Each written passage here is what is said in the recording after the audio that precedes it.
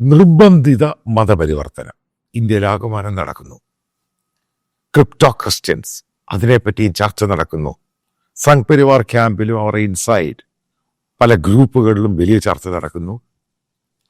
ഞാൻ നേരത്തെ ഈ ക്രിപ്റ്റോ ക്രിസ്ത്യൻസിനെ പറ്റി പല വീഡിയോകൾ നേരത്തെ ചെയ്തിട്ടുണ്ട്. ഈ വീഡിയോയിൽ പറയാൻ ഉദ്ദേശിക്കുന്ന ഒരു കഥാപാത്രം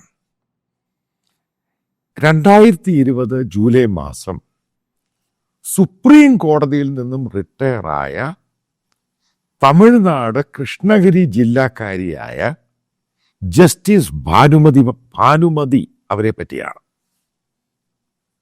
അവര് ബേസിക്കലി ദളിതാണ്.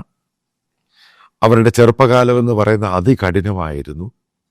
ഇതൊക്കെ ലാസ്റ്റ് ഡേ എന്നാണ് അവർക്ക് ഓഫ് കൊടുത്തത്, അതായത് റിട്ടയർമെന്റ് കൊടുക്കുന്ന ദിവസം സുപ്രീം കോർട്ടിന്റെ ബാർ കൗൺസിൽ നടത്തിയ യാത്രയയപ്പ് സന്ദേശത്തിൽ ആ ഒരു റിസപ്ഷനിലാണ് ഇവരത് പറയുന്നത്.